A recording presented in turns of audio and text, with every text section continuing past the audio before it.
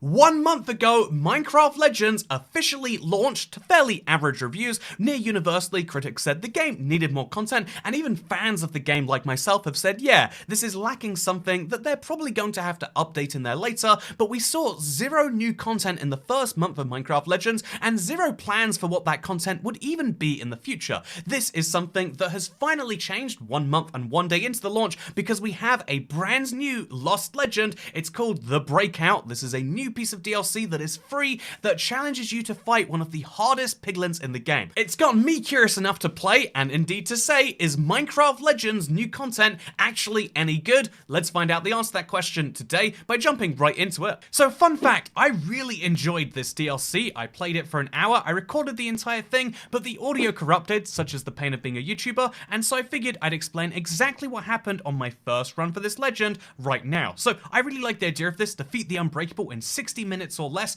and let me show you exactly how that went for me, because there are 3 main questions I have about this DLC. One is, does it do anything unique enough to draw me in for the first time? Is it actually a challenge? It's meant to be this huge challenge that, can you even do it in 60 minutes? And the third challenge is the reward going to be worthwhile? And we'll find out the answers to all 3 of those things today as we get into it. So here's the basic deal. You spawn into a world where you've just freed some stone golems and some wood golems, and if you want to get any other resources of any type, you're going to have to take down some bastions. However, or take down some of these hordes. However, if you want to do precisely this, it's going to be a problem because you only have 60 minutes to defeat the unbreakable, as it shows you on your screen. And so, yeah, there is the one big horde that has that, and there's a bunch of just other hordes around the world which have these miniature bosses. This one, for example, will give you a mossy golem and the ability to spawn more of them, so if you want to get strong enough to take down the rest of this, you're going to need to do precisely that. However, I instead looked immediately at the big bastion, which contained the unbreakable,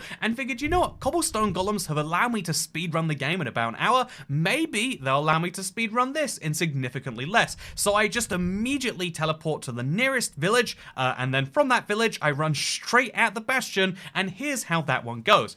Here's the pro tip when taking down any, one of these things in the game, is cure a bunch of netherrack so you have an easy way in. I think this is really great for building towers to defend your spawners, otherwise you're just going to be immediately taken down by piglins or something like that. So that was my basic strategy. I start right here near the bridge, and then I build some towers, and I decide to make a forward base, and this is a really good idea until I see just how many piglins there are, and so I get a little bit overwhelmed a little bit quickly.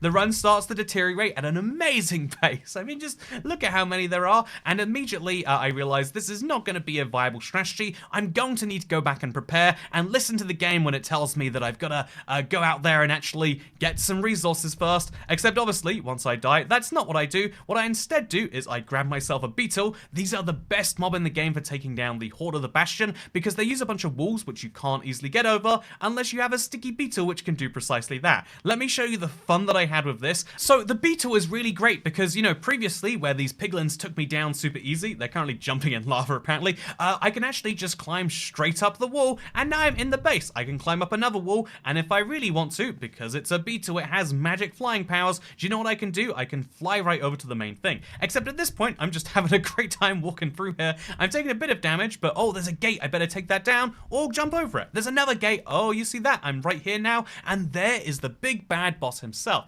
If in this game you as a player actually had decent damage, I could just start hitting him myself, but obviously as a counterbalance to stop you doing that, I can't do precisely that. But now I know what my target is. I just have to be able to get minions right in here to attack him. In fact, plant golems in particular, because stone golems are good for towers, plant golems are good for people. I just figure if I get an army of 60, as you can see down there, if I get 60 of those plant golems in there, I don't think I'll need anything else. And so all I have to do is get my cure netherrack and get allies to build some grass near enough to it that I can do that. So I spend a lot of time converting netherrack, and then converting netherrack, and converting netherrack, getting closer and closer to the base. I even decide to build this handy little gate right here, which will allow me to get right over there and ignore their own bridge, using my own instead. Wow, isn't that incredibly handy? The answer is yes, it is, and it looks like they're even going to take down their own walls to help me out with the process here. It's quite wonderful. I do try to place down a spawner, thinking, wait, I could just place one here, because I've got some grass on the other side of their wall. It seems like a genius idea to me, but it's just slightly too far away from working. But as you you can see, it's allowing me to now place my allies in a place they can't be destroyed, because these walls that are meant to keep you out from the, the Horde of the Bastion actually do a really good job at keeping you safe from it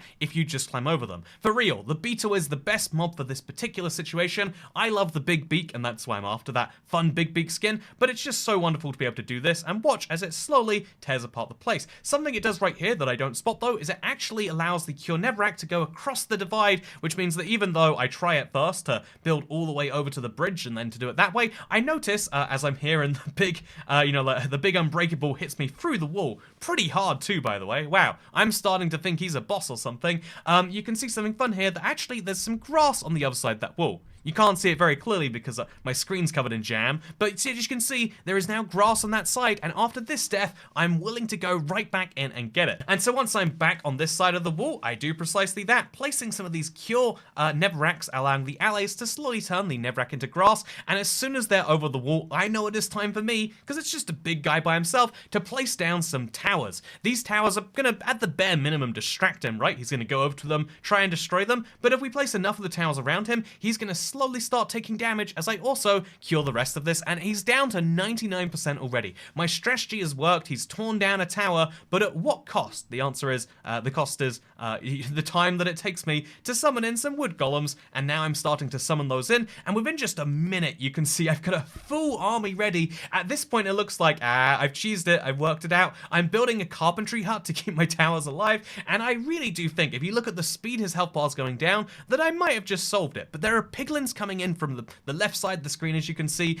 The Unbreakable has a very strong attack against, wood golems, because what do wood golems hate? The same thing you should hate if you're not subscribed to this channel, because greater than 99% of house fires happen to people who aren't subscribed to the IBX Toycat YouTube channel. Fun fact. I'm going to be honest with you, not a lot of people, you're probably not a Minecraft Legends fan who isn't watching this video, but if you are, I love to check these out. I really do want the game to do these wonderful content drops and make the game post-launch something better, and I'm excited to see how they do that. I mean, this challenge in particular though, seemed like it was a done thing. It's 79%, and I'm just building structure after structure after structure. You can see at this point, I really have that victory. He's at 50%, but then something interesting happens. There's kind of like an offensive mechanism the game has to stop you just bum rushing it, because here at 42%, you can see there are towers now being built next to my people. Wow, it's looking pretty bad for me, huh? But he's at 39%. I've got this huge army of wood golems, but something interesting, really interesting happens, which is the gate falls down and then piglins start to charge through.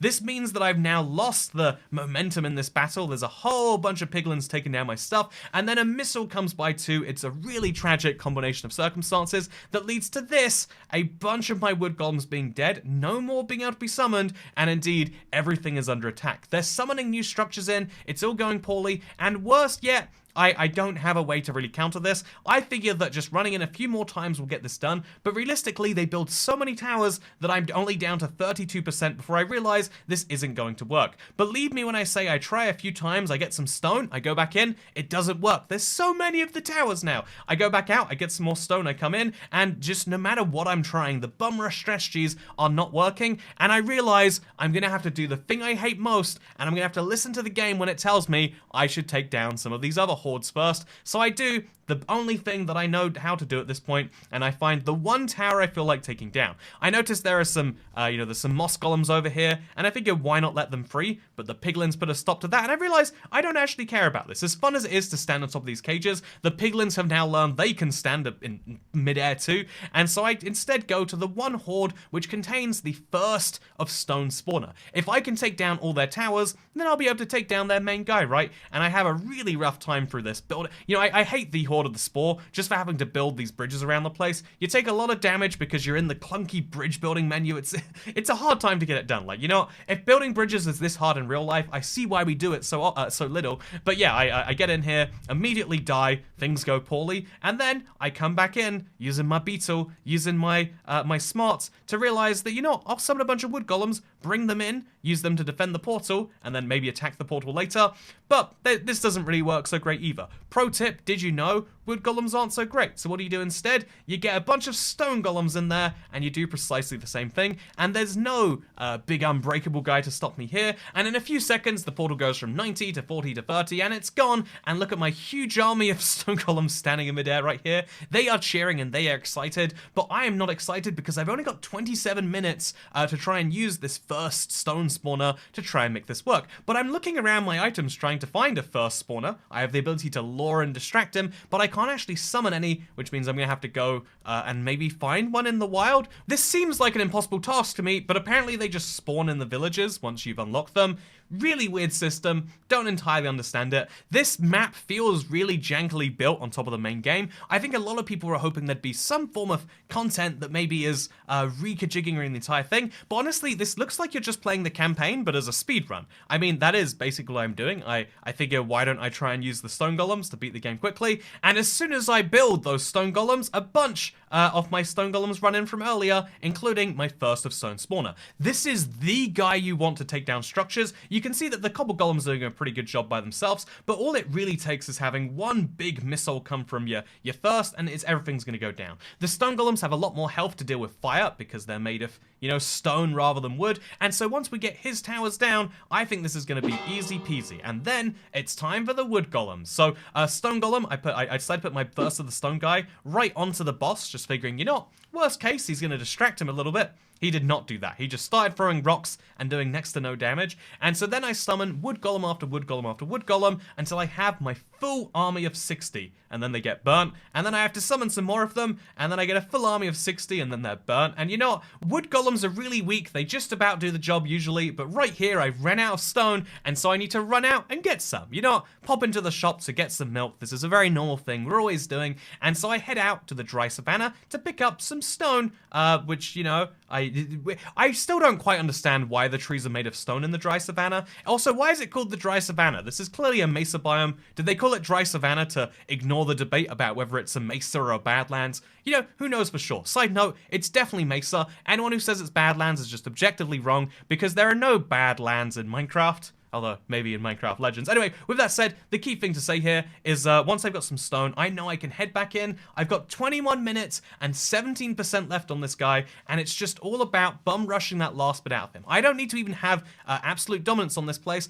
I just need to have enough wood columns spawned in that bad things happen to him. And now that I've got all this stone, I can build enough towers to hopefully protect my spawners as I do this again. Honestly, one of the things that I find like most exhausting in this game is if you want to summon a large army, you just sit there and watch the X button go to the right, to the right, to the right, to the right, to the right. Is there anything else I can do? No, we just sit there and we do it. It's a little bit exhausting. One of the mechanics I wish they'd have some fun to. I don't know how you do it, but just holding X for 60 seconds is not the most compelling game mechanic. I'd rather the resources be the cost rather than my time, but that's, again, it's more of an action strategy, so resources don't matter as much in this game is a key part of the thing. But anyway, as you can see, my wood golems, after I do summon them in, after some mind-numbing activity, gets me to the point where I am now dealing damage and getting him down to 14%. And is he going to go down from that? For some reason, it goes from 14%, as you can see, down to 13%, and then sits there for a bit. It's very weird the way damage works on bosses in this game.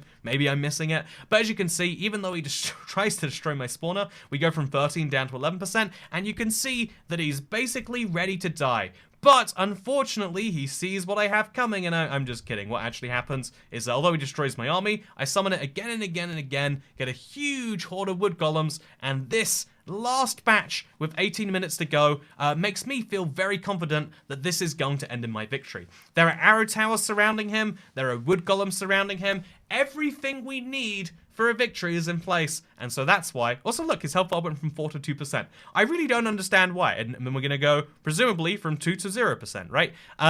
The way bosses work in this game, a little bit confusing. The way lots of things work in this game. I'll go 2 down to 1 this time. It didn't skip the number, but yeah, this was a really interesting idea.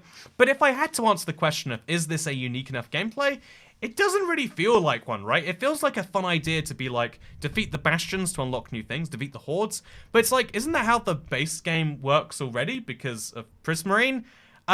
It feels like the 1 hour timer is fun. That's like a speedrun idea. You know, the first Lost Legend was this idea that you could face against waves. This is speedrunning. I just felt like they could do something a bit more different. A new environment would have been nice, but obviously it's meant to be quick little things.